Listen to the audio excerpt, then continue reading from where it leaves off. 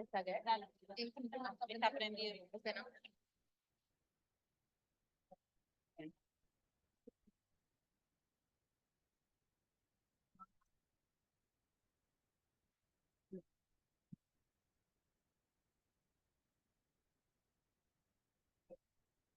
Hola, hola, hola, hola.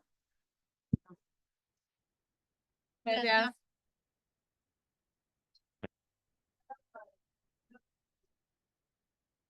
Buenos días a todos.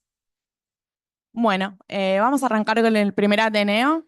Nosotras somos Ana Gaucíes y Cintia Bravo, somos residentes del CENAGEN, del Centro Nacional de Genética Médica, que pertenece al Malbram, y vamos a hablar sobre anomalías cromosómicas múltiples, un inusual diagnóstico citogenético y citogenómico.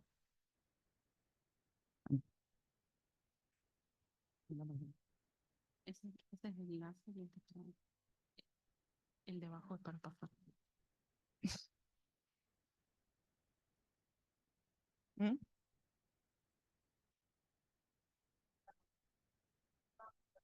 Ah.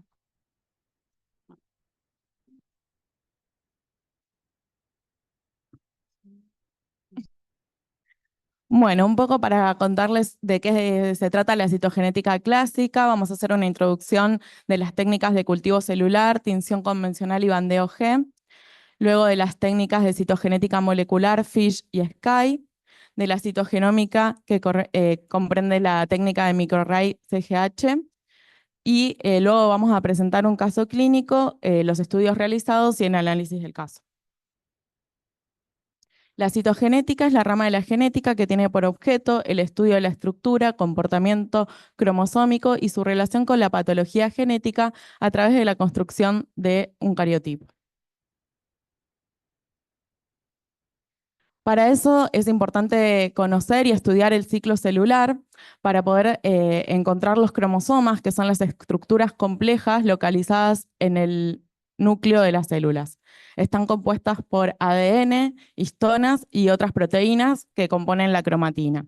Se los puede visualizar en el microscopio óptico en la metafase mitótica, que estaría los linfocitos, que son las células que vamos a analizar en algunas de las muestras, se encuentran en G0 y a través de la inducción de la mitosis podemos que vuelvan a formar parte, a reiniciar el ciclo, y vamos a detenerlos en metafase durante la mitosis.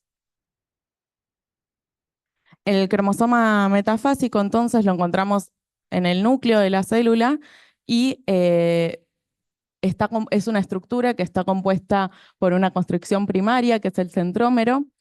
En los extremos están los telómeros y están compuestos por dos brazos, un brazo corto que le llamamos P y un brazo largo que le llamamos Q, y en forma de cromatídeas hermanas.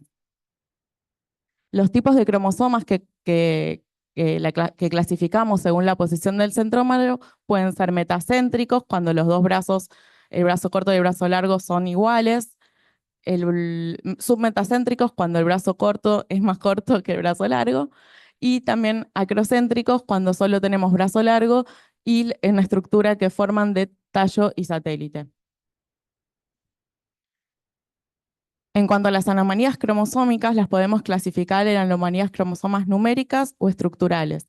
Las numéricas son las que denominamos aneuploidías, cuando tenemos algún cromosoma de más o de menos, o poliploidías, cuando tenemos un set cromosómico extra, completo. Y las anomalías estructurales pueden ser equilibradas o desequilibradas, como por ejemplo tenemos translocaciones recíprocas, como en el caso de equilibradas o balanceadas, inserciones, deleciones, duplicaciones, distintos tipos. Entonces, para analizar un cariotipo es la identificación y el ordenamiento sistemático de los cromosomas en una célula. El set completo de cromosomas de un individuo humano consiste en 22 pares de cromosomas autosómicos y un par sexual que puede ser XX o XY. El cariotipo, acá tenemos un ejemplo de un cariotipo femenino, 46XX, y acá podemos ver los dos cromosomas X y el resto de los pares de cromosomas ordenados. Y este es un ejemplo de un cariotipo masculino 46XY, que el cromosoma X y el cromosoma Y. El estudio citogenético, entonces vamos a necesitar realizar un cultivo celular para poder obtener células en división, para luego poder obtener los cromosomas, las metafases, los cromosomas metafásicos, y así analizar el número, la morfología y la estructura. Las muestras que podemos realizar cultivo pueden provenir de linfocitos de sangre periférica, vellosidades coriales, líquido amniótico en caso de que sea un diagnóstico prenatal, médula ósea, ganglio, tumores, lo que denominábamos oncohematología, material de aborto, piel, líquidos de punción, cartílago. En el caso de las células de médula ósea, vellosidades coriónicas, células leucémicas de sangre, nódulos linfáticos o tumores sólidos, son células que ya tienen división espontánea, por lo cual podemos realizar cultivos directos. Mientras que para los linfocitos de sangre periférica, líquido amniótico, piel u otros tejidos que contengan fibroblastos, vamos a necesitar inducirlos a dividirse para poder realizar un cultivo de largo término. Es muy importante para poder obtener un cultivo en condiciones, la esterilidad en todo el proceso, tanto en el momento de obtener la muestra en condiciones asépticas, como trabajar en un área de trabajo apropiado, puede ser con mechero o cabinas de flujo laminar, la preparación del área estéril, muchas veces utilizamos luz UV o alcohol al 70% de lavandina para limpiar el área, las condiciones de bioseguridad del operador, una manipulación apropiada de la muestra y la esterilización de materiales y reactivos. Para el entonces análisis citogenético vamos a obtener las metafases, luego vamos a preparar extendidos para poder verlos al microscopio, que vamos a poder teñir con coloración estándar con GEMSA y también con otras técnicas de identificación cromosómica. Entonces, para el recorrido es la toma de muestra, es la extracción de sangre periférica con heparina sódica.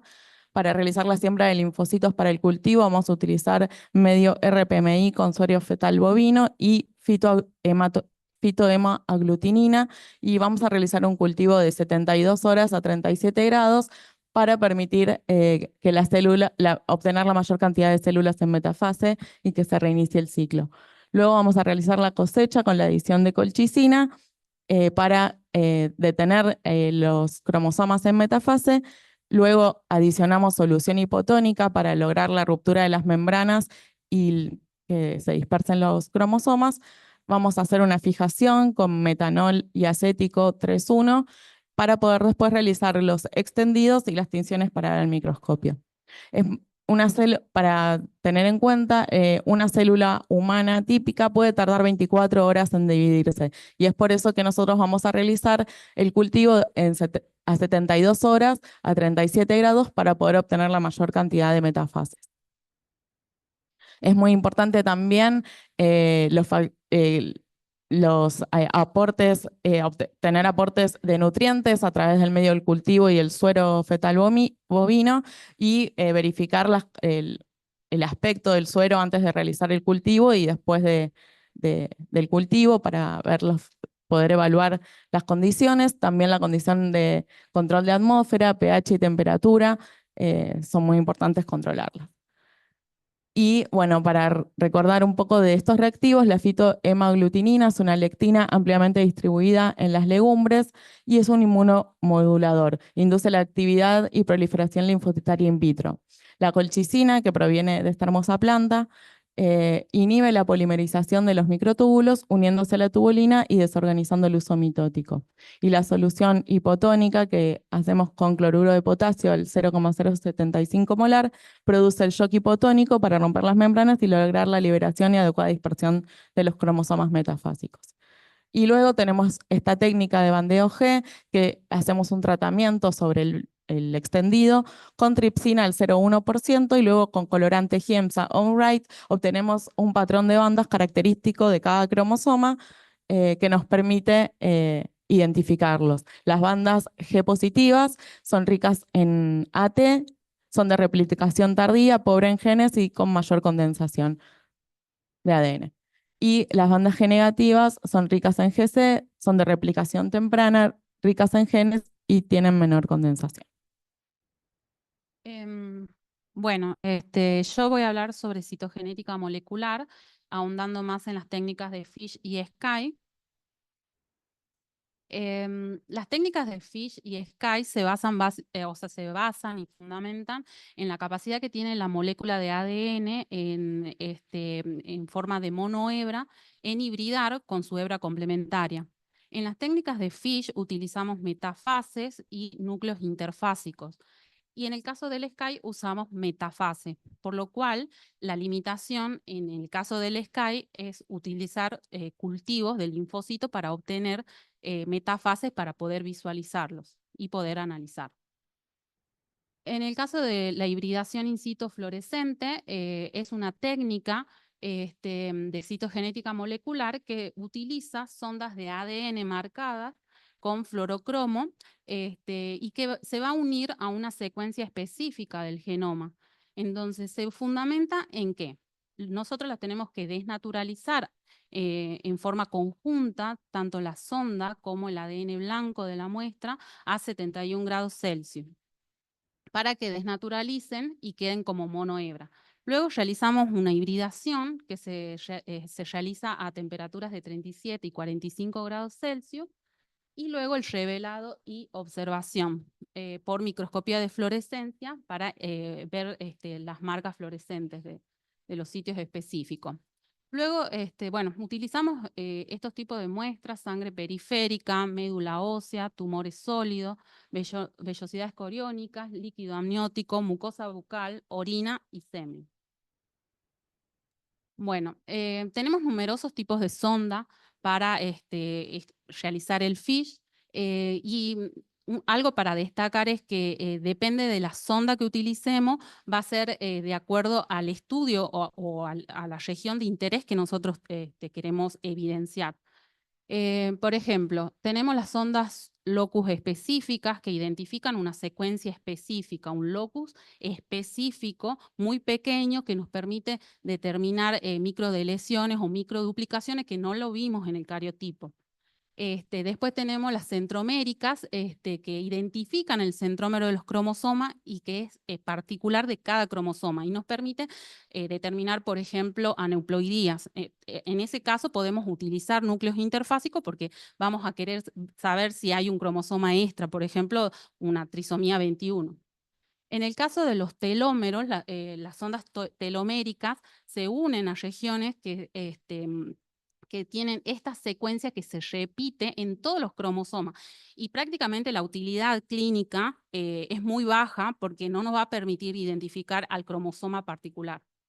En el caso, por ejemplo, de las ondas subteloméricas, estos están muy cercanos al telómero y son particular de cada cromosoma. Y esto nos va a permitir identificar a un cromosoma particular y podemos utilizarlos, por ejemplo, en translocaciones. Después tenemos las sondas de pintado cromosómico, estas pueden ser total o parcial, y es una batería de sondas del mismo color que va a identificar y se va a unir en cada uno de los cromosomas, en el cromosoma particular. En el caso del cariotipo espectral, es una técnica que se basa en el FISH, pero en una única reacción utiliza un juego de fluorocromos que se combinan y colorean cada uno de los cromosomas de todo el cariotipo y en una sola reacción, lo cual con el FISH tendríamos que hacer numerosas reacciones para identificar cada uno de los cromosomas. En este caso no.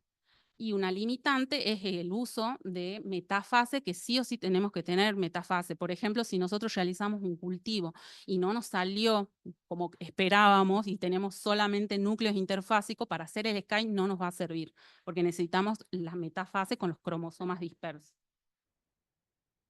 Y las aplicaciones, tenemos numerosas aplicaciones en diagnóstico prenatal, por ejemplo, para identificar aneuploidías, en oncohematología para identificar oncogenes de fusión, también en diagnóstico postnatal, como las trisomías 21, trisomía 18, también en fertilidad, por ejemplo, para identificar, por ejemplo, un cromosoma X extra, También material adicional o marcadores supernumerarios se usa mucho en Sky, porque cuando no podemos identificar por ninguna de las otras técnicas vistas, si tenemos la disponibilidad de realizar el Sky, lo hacemos.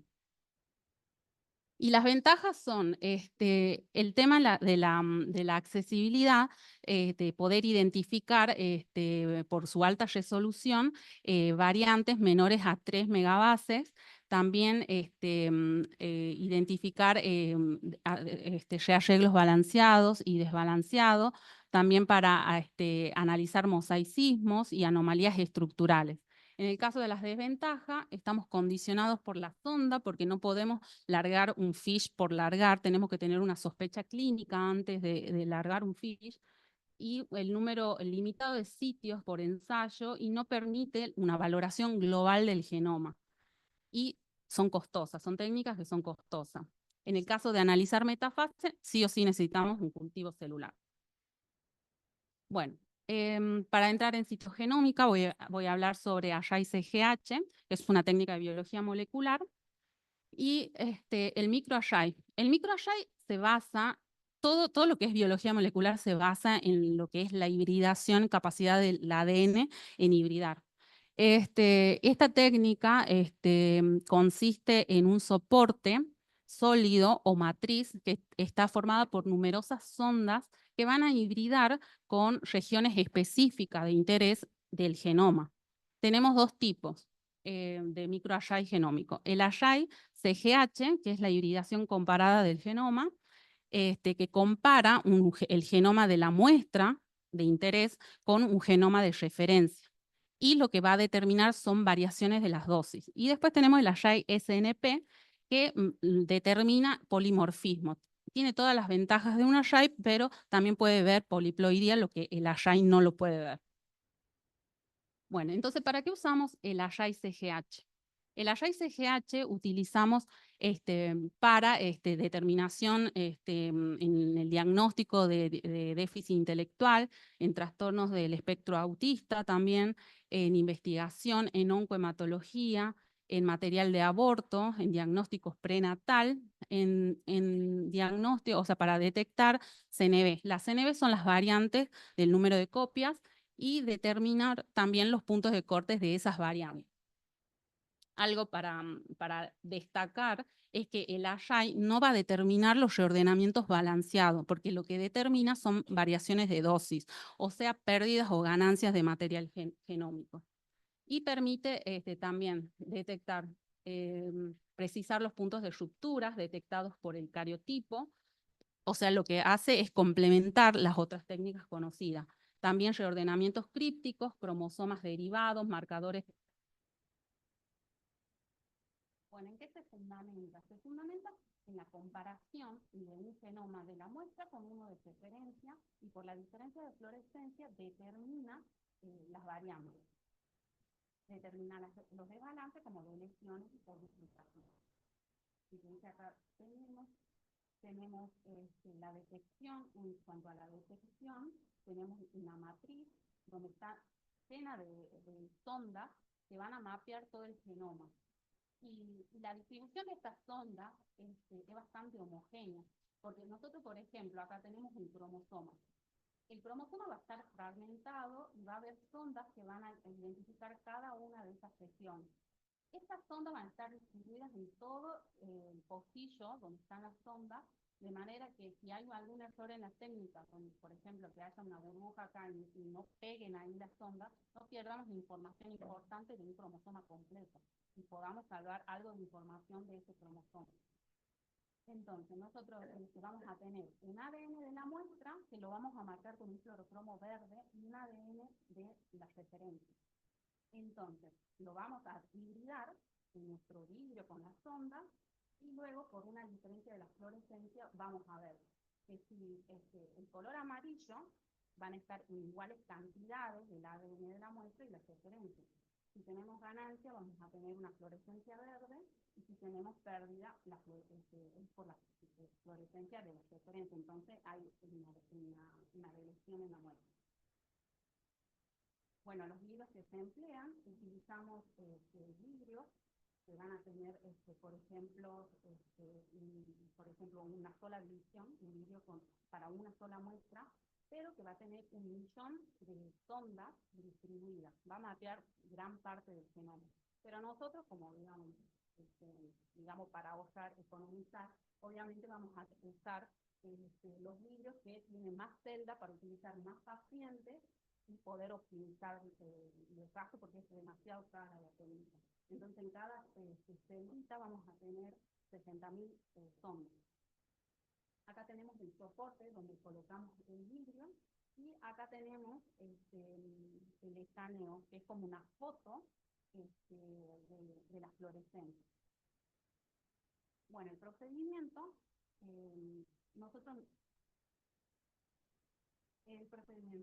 se inicia con un ADN de la muestra, que tiene que ser de alta calidad, no degradado y buena cantidad.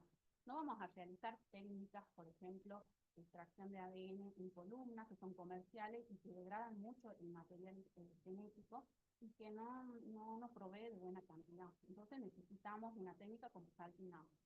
Entonces, lo primero que vamos a hacer es una digestión enzimática, que es una fragmentación del ADN en forma controlada, porque va a fragmentar en puntos donde mapeen la sonda. Y luego vamos a hacer un marcaje con el fluorocromo, verde para la muestra y rojo para la referencia. Luego vamos a hacer una hibridación y el lavado, y finalmente vamos a escanear esa fluorescencia para determinar las señales de emitida, que es la relación de la diferencia que va a haber entre el ADN en la muestra y la referencia. Finalmente, esa información se transforma en un archivo transferible para el análisis de datos en la computadora. Bueno, las ventajas que tiene es la alta resolución, también nos permite identificar millones de variantes, o sea, las variantes que puedan haber en todo el genoma, porque mapea todo el genoma, y para el estudio del Alzheimer no es necesario tener metafase, entonces no necesitamos un cultivo celular.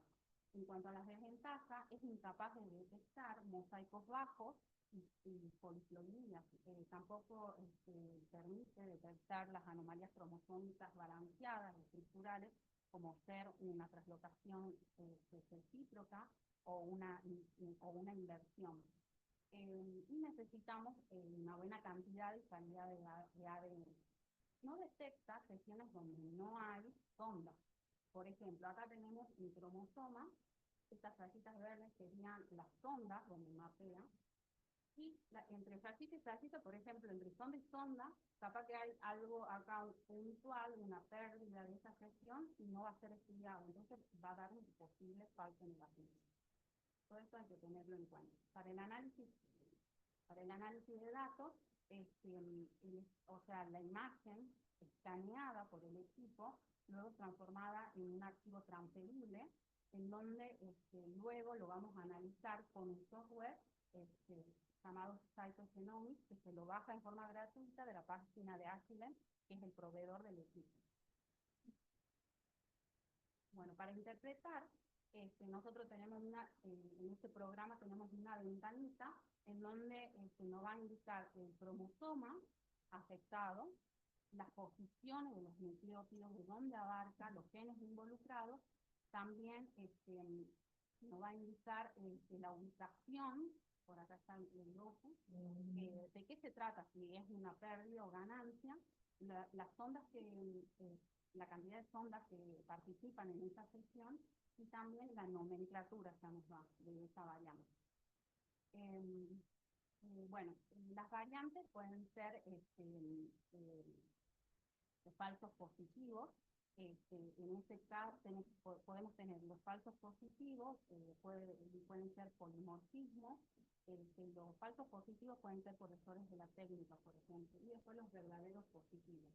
Los polimorfismos son regiones que presentan una elevada variabilidad y no son de relevancia para la clínica del paciente. Los verdaderos positivos son pérdidas y ganancias de material posiblemente relevante para el fenotipo de la clínica del paciente. Entonces, las variantes que nosotros detectemos que sean importantes para la clínica van a ser los verdaderos positivos. Entonces, para eso utilizamos la clasificación de la ACMG, que es el Colegio Mexicano de Genética Médica, en donde los clasifica en patológicas, patogénicas, perdón, y probablemente patogénicas. Las patogénicas son aquellas que hay una evidencia conocida de que la variante tiene relevancia en la clínica del paciente y que está muy reportada en la bibliografía. O sea, hay muchas publicaciones que así lo dicen y hay estudios funcionales. Y después tenemos las probablemente patogénicas, que si bien se conoce el efecto que tiene, pero quizás no haya estudios funcionales que lo confirmen. Y después tenemos las RUS, que son las variantes de significado incierto, y estas son las verdaderas dolores de cabeza para el análisis, porque hay numerosas RUSes que todavía no son estudiadas, que no hay mucha información acerca de esa, pero es como que se sabe que puede ser que tenga una cierta relación con la patología. Después tenemos las probablemente benignas, que en este caso son menos frecuentes en la población sana, y hay una menor información disponible que nos confirme que sean benignas. Y después las benignas son las que están confirmadas que no tienen relación con patología y son regiones por lo general no codificantes y están altamente en la población sana. Bueno, con el análisis de la variante utilizamos también en conjunto bases de datos. Tenemos numerosas bases de datos de las cuales nosotros nos apoyamos para hacer la clasificación. Leemos muchas publicaciones, papers, bibliografías, predictores bioinformáticos como Franklin y Barson. Acá ClinChem es una base curada por un grupo de expertos que ellos dicen, sí, la variante esta es patogénica, la variante esta no tiene nada que ver con una patología, son expertos. Y cuando nosotros vemos que está apoyado por ClinChem, nos da cierta tranquilidad de decir, bueno, la clasificación está bien, está okay. Bueno, los niveles de resolución para todas las técnicas que hemos visto, tenemos la del cariotipo, que es entre 50 y 10 megabases, entre 5 y 10 megabases, y para el FISH hasta 100 kilobases, y acá el CGH hasta 50 kilobases. Después tenemos una técnica novedosa que está en auge ahora en el último tiempo, el mapeo óptico genético, que determina variaciones de 50 pares de bases. Y tenemos el NGS, que determina cambios puntuales. Bueno, vamos a presentar el caso clínico. Se trata de un pacientito que de 11 años, que proviene del Rosario, que tenía dismorfia, un retraso global severo del desarrollo, microcefalia, dolicocefalia, también tenía braquidaxilia y otras dismorfias. También tenía genesia renal. Es atendido en Rosario, en el Hospital de Niños de Rosario, y se le realiza un cariotipo inicial. Por bandeo GB5, lo que se ve es que hay 5 cromosomas con anomalías estructurales, que no pudieron identificar de qué se trataba. Pero sí que había estos cromosomas, el 5, el 2, el 1, el 2, el 5, el 6 y el 12, que eran los que eran anómalos. Luego ellos derivan la muestra a nuestro centro y les realizamos las técnicas de citogenética clásica, citogenética molecular y citogenómica. Bueno, el paciente tenía un retraso global de neurodesarrollo, discapacidad intelectual, dismorfia, microcefalia, postnatal, baja talla. Sus primeras palabras fueron a los 9 años, lo que los médicos lo catalogaban como un paciente no verbal.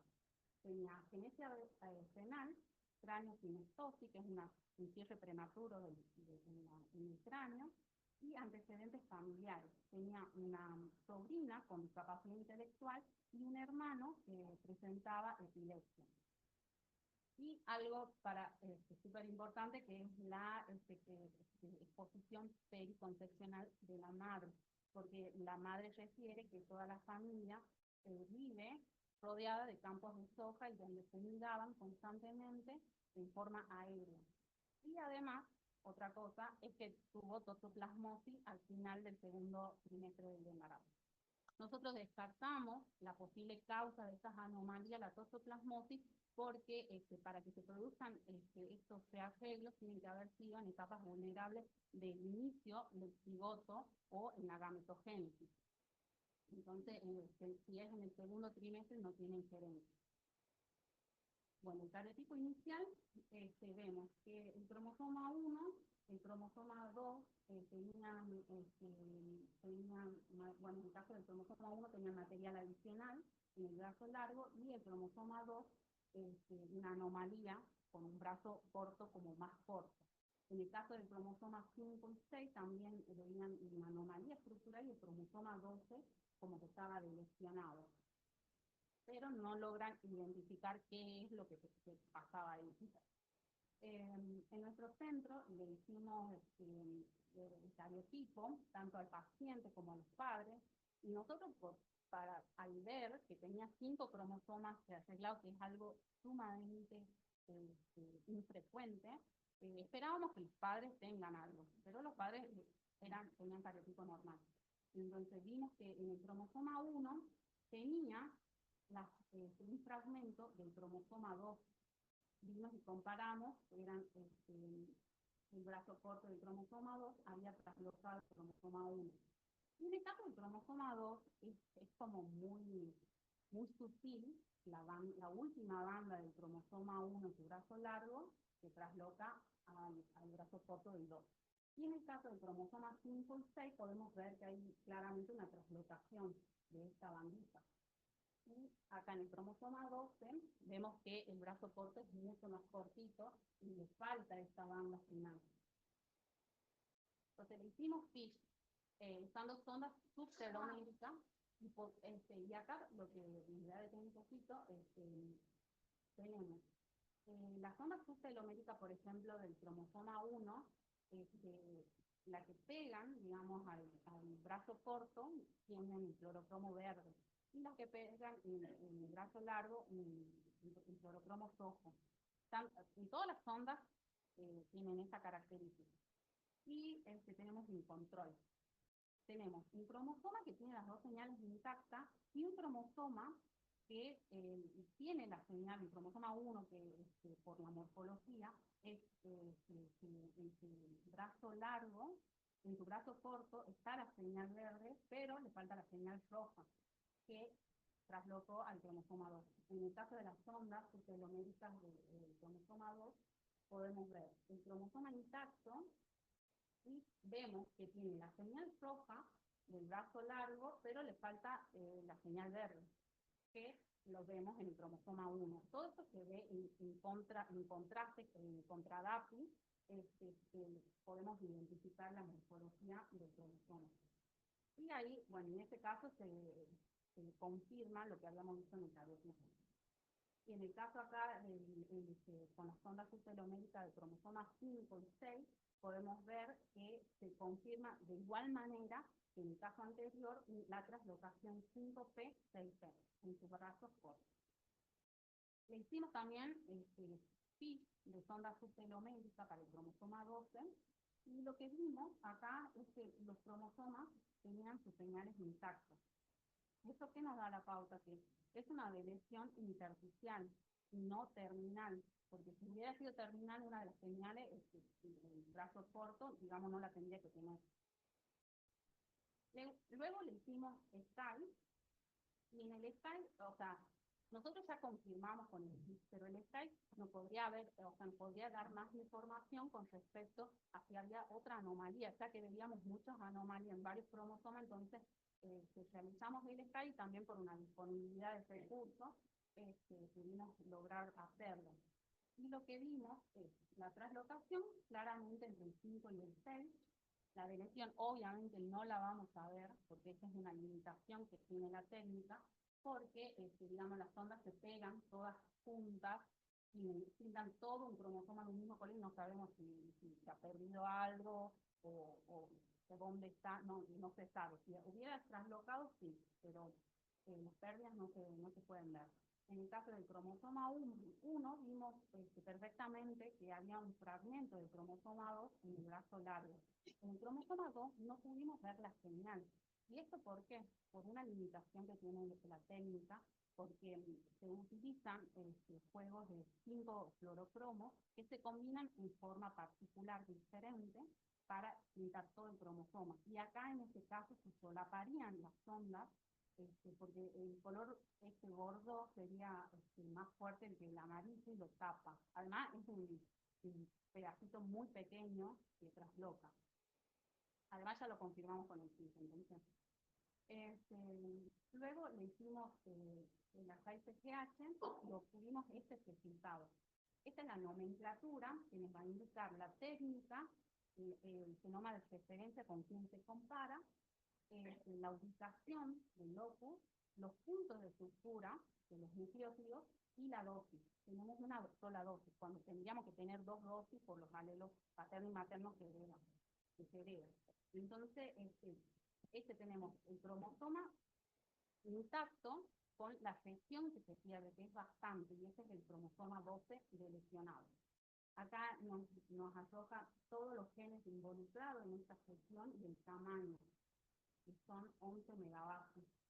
Y la clasificación es patogénica. Acá remarcamos al gen SOT5 porque es el causante de la patología que ya lo vamos a ver. Bueno, en el análisis de las variantes por cytogenomics tenemos que el cromosoma 12 está delesionado, hay una pérdida, y podemos ver, en esta ventana que tenemos el cromosoma, y en azul tenemos estas regiones límicas. Y acá tenemos las sondas, todas estas sondas, o sea, que están en rojo, es porque están delesionadas y están en una dosis, hacia abajo.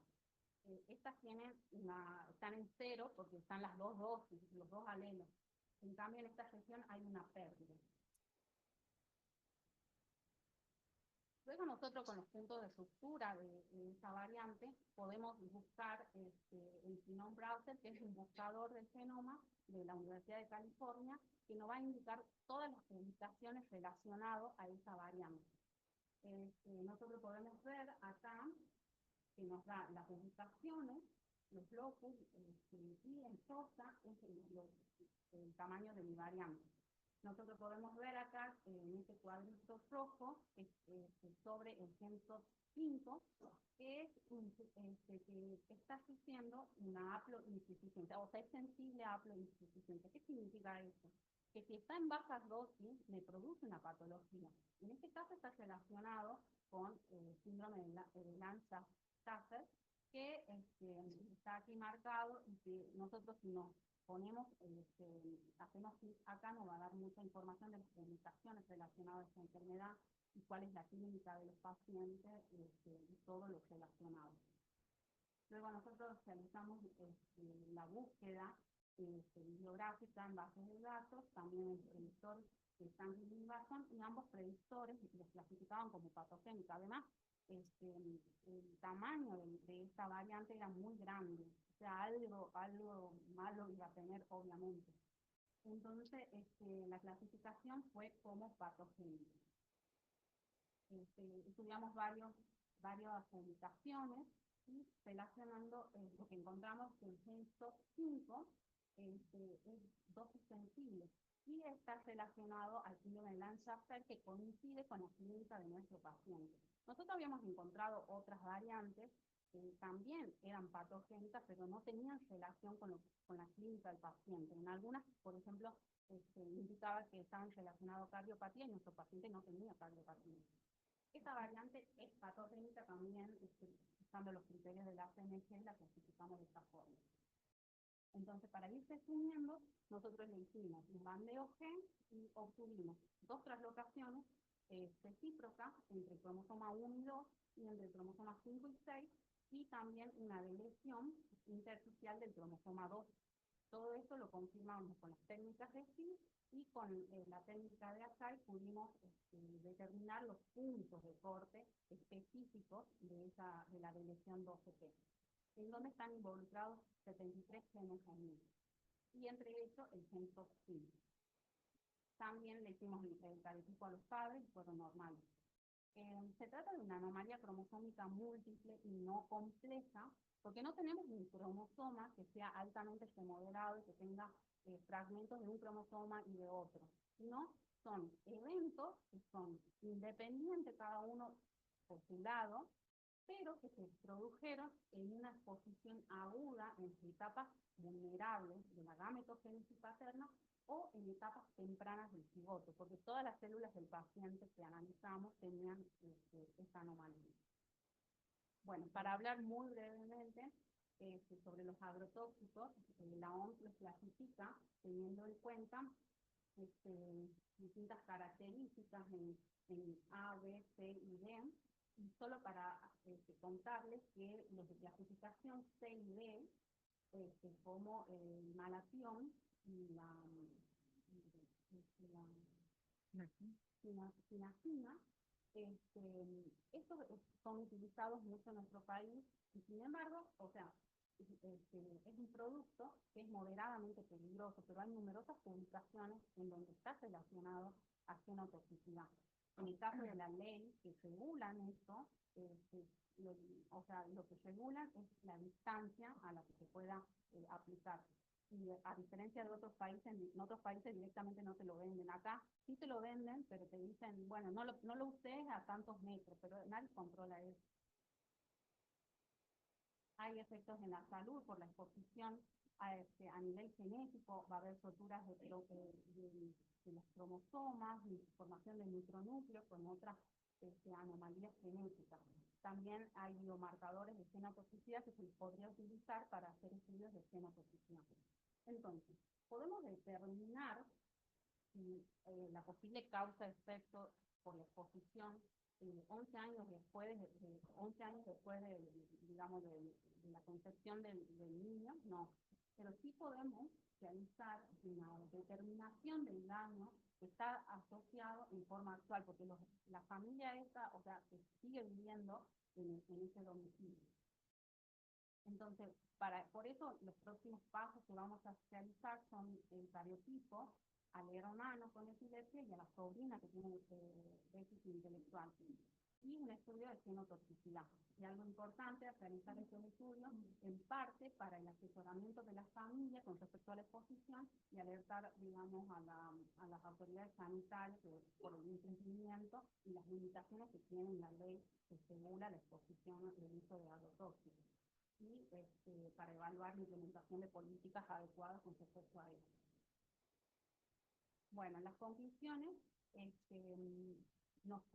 las conclusiones tenemos para la caracterización y ordenamientos múltiples, es necesaria la combinación de técnicas de citogenética y citogenómica, y también lo importante del entrenamiento de los residentes en estas técnicas que son bastante complejas, como el SCAI, las técnicas de biología molecular, como la SAI-CGH, tanto en la mesada como en el análisis. Y también en la era de lo que es la genómica, es importante destacar el uso de la SAI para deficiencias intelectual y dismorfia, para determinar los puntos de corte, y también de manera de relacionar el fenotipo para que haya un concepto de asesoramiento genético familiar por parte del médico científico.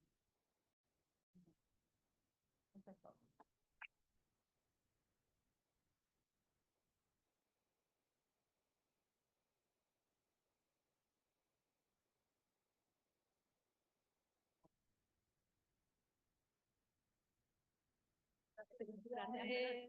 Gracias.